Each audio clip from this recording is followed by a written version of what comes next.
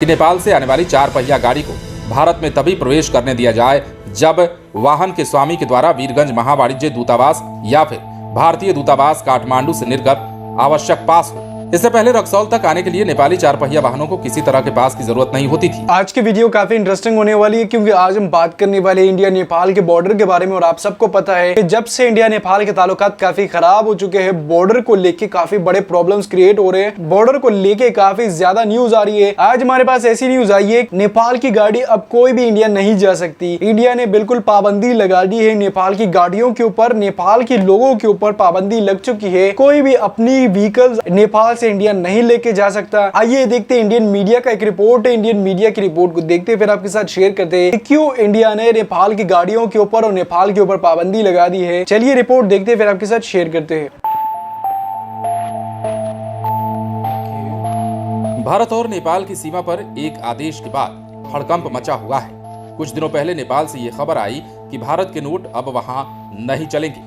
सुरक्षा व्यवस्था के मद्देनजर अब भारत ने भी चौकसी बढ़ा दी है और नेपाल की गाड़ियों पर रोक लगा दिया गया है। दरअसल ये फैसला नेपाल के उस फैसले की प्रतिक्रिया के रूप में नहीं लिया गया है, बल्कि अपने सुरक्षा कारणों से लिया गया है। अब आदेश जारी होने के बाद सीमा पर क्या कुछ हो रहा है और किन नियमों के आधार पर अब नेपाल के 4 पहिया वाहनों को भारत में प्रवेश मिलेगा, वो भी हम आपको इस वीडियो में विस्तार से बता देते हैं। बड़ी खबर निकलकर सामने आई है जब सीमा पर हड़कंप मचा हुआ है, इस कारण से कि अब नेपाल के 4 पहिया वाहन बिना पास के हिंदुस्तान में एंट्री नहीं ले सकेंगे।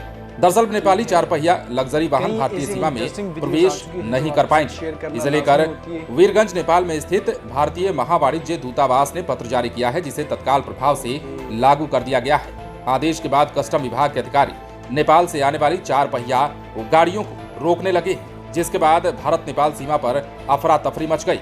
भारतीय महावाणिज्य दूतावास द्वारा इस संबंध में जारी पत्र में रक्सौल के स्थानीय प्रशासन के साथ साथ कस्टम को यह निर्देश दिया गया है कि नेपाल से आने वाली 4 पहिया गाड़ी को भारत में तभी प्रवेश करने दिया जाए जब वाहन के स्वामी के द्वारा वीरगंज महावाणिज्य दूतावास या फिर भारतीय दूतावास काठमांडू से निर्गत आवश्यक पास हो। इससे पहले रक्सौल तक आने के लिए नेपाली 4 पहिया वाहनों को किसी तरह के पास की जरूरत नहीं होती थी। इस आदेश के बाद नए नियम के तहत सैकड़ों गाड़ियों को वापस भेज दिया गया।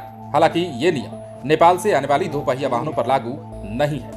ये भी जान लीजिए कि नेपाल सरकार द्वारा पूर्व से ही नेपाली 3 पहिया वाहनों को भारतीय नेपाल मैत्री पुल यानी कि नेपाल सीमा में तक जाने का आदेश है। दूतावास से जारी पत्र के अनुसार अब नेपाली 4 पहिया वाहनों को रक्सौल तक भी आने के लिए पास लेना होगा, जो कि दूतावास से जारी किया जाएगा। अब तक नियमों में ढील के कारण बड़ी संख्या में नेपाली गाड़ियां रक्सौल से सुगौल, मोतिहारी, मुजफ्फरपुर, यहाँ तक कि पटना एयरपोर्ट तक भी बिना रोक टोक के चली जाती थी, जिससे भारत सरकार को राजस्व का भारी नुकसान होता था। इधर इस नियम का नेपाल में खूब विरोध भी शुरू हो चुका है। बता दें कि नेपाल जाने वाले भारतीय वाहनों के लिए एंट्री और कस्टम के नाम पर 4 पहिया वाहनों से 400 और फिर 2 पहिया वाहनों से 200 भारतीय रुपया टैक्स के रूप में वसूल किया जाता है। लेकिन अब भारतीय दूतावास के इस फैसले के बाद नेपाल की गाड़ियों को तभी एंट्री मिलेगी जब दूतावास का पास उनके पास होगा, अन्यथा उन्हें सीमा पर ही रोक लिया जाएगा, जैसा कि अब किया भी जा रहा है। तो अब नेपाली 4 पहिया लग्जरी वाहन भारतीय सीमा में प्रवेश नहीं कर पाएंगे। मंगलवार की देर शाम तक वीरगंज नेपाल में स्थित भारतीय महावाणिज्य दूतावास ने ये पत्र जारी कर दिया है, जिसमें तमाम बातें लिखी गई हैं और आदेश में साफ साफ कह दिया गया है कि ये तत्काल प्रभाव से लागू भी कर दिया जाए और इसे लागू कर भी दिया गया है। आदेश के बाद कस्टम विभाग के अधिकारी अब चौकस रहने लगे हैं और नेपाल भारत की सीमा पर आने वाली 4 पहिया गाड़ियों को रोकने लगे हैं, जिसके बाद बॉर्डर पर अफरा तफरी का माहौल कायम दिख रहा है। वैसे भी नेपाल में पिछले दिनों भारतीय नोटों के बंद होने की जब खबर आई थी तो भारत में भी काफी हड़कंप मचा था। इसके बाद खासतौर पर बिहार के लोग, जो कि नेपाल से सटे हुए इलाके के लोग हैं, जिनका आना जाना नेपाल में होता है, उनके लिए काफी फजीहत भरी ये खबर थी। लेकिन उसके बाद अब भारत ने भी नेपाल के 4 पहिया वाहनों की फजीहत बढ़ा दी है। वो गाड़ियां जो कि भारत में बिना किसी पास के प्रवेश कर जाती थी, अब नहीं कर पाएंगी। बने रहें लाइव सिटीज के साथ। यदि अब तक आपने हमारे चैनल को सब्सक्राइब नहीं किया है तो सब्सक्राइब कर लीजिए।